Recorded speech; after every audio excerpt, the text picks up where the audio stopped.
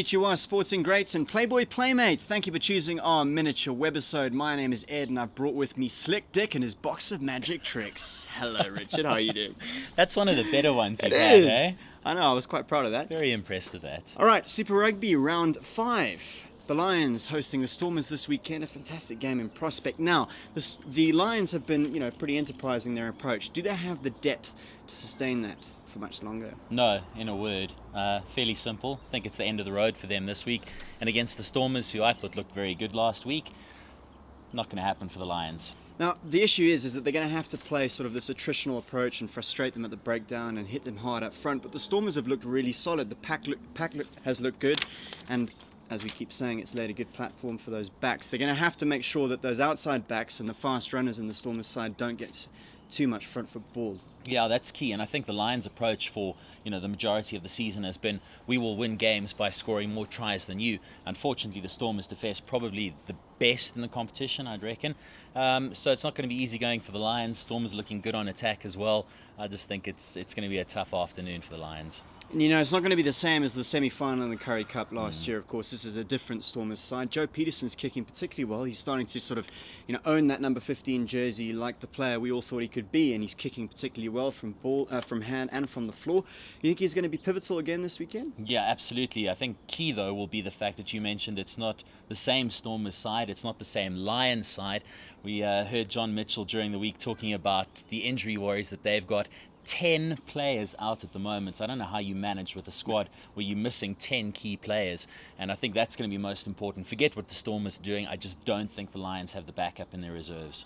I think the South African sides kind of answered our call last week. I mean, we asked for some enterprising rugby, and that's what we got, didn't we, throughout all the games last week? The Cheetahs scoring in the corner, the Sharks turning that 17-0 deficit around and winning against the defending champs. And of course the Stormers blowing the Blues away. They did fantastically well last week. One player that we really like here is SLII Khaleesi. Now, SLII Khaleesi was the 2011's at least most promising Western Province player. Looking forward to seeing him again this weekend? Absolutely. I'm looking forward to seeing him for a good couple of years to come. I think he's got so much potential and so much ability that he's definitely one for the future. We spoke earlier about his prospects in the national setup and possibly even going as far as to say he's a potential future captain. That's how highly we rate him. So cannot wait to see him develop as a player. And he's been groomed, of course, to be the loose forward in South African rugby, so the preeminent loose forward along with Heinrich Brousseau and Pierce Spies, who's had a couple of good games in recent weeks. Let's move on now and whip through the rest of the fixtures. The Blues versus the Canes. Now,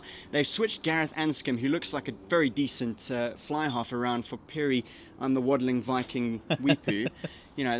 He's going to cause as much trouble as a she-male with crabs, I think, with that selection. That's a poor selection, I would have said, anyway. Yeah, look, I think New Zealand Rugby sort of got the idea that they can play Perry Weepu at fly half last year during the World Cup, where he did a reasonable job. Let's be fair, he did a reasonable job. Never going to set the scene alight at fly half. But they've somehow got this notion in their heads that he's a complete footballer and can play there. So it's a mess to play him at fly half. I don't think it's a good idea, and I think they might suffer this week. And Anscombe drops actually to the bench. Now, the Canes have looked pretty organised. Do you expect them to win this weekend away from home in Auckland? Difficult one to call. I'm sort of sitting on the fence with this one. I might say the Blues will edge it, purely because I don't think they've hit their straps yet, because I think they've got a very attacking side. The Canes have looked good, but they've done nothing spectacular. They've done well to win their games. I don't know, I think the Blues maybe just to edge it this week. I like the away win on this one, I must admit. I think Canes have looked pretty balanced in recent weeks. Of course, they played at home last week. Now the Blues are coming back from tour. I think they'll be tired and a bit leggy. Moving on to the Rebels Force. Not much we need to say about this one. Aside from who cares. A ball bonanza on Friday. David Pocock to dominate, and he's the difference in this one. I think the Force to win by 6 or 7. Yeah, fairly comfortably. It's going to be another dull Australian derby, and we were lamenting the fact that the South African derbies weren't great. I think this is going to be the worst game we've seen so far this season. Moving along to the Tars Sharks. Now, you don't fancy the Sharks this week purely based on the fact that they've had to travel, and the Tars had that pretty poor loss to the Force last week, which we liked and we enjoyed, even though we called the game wrong.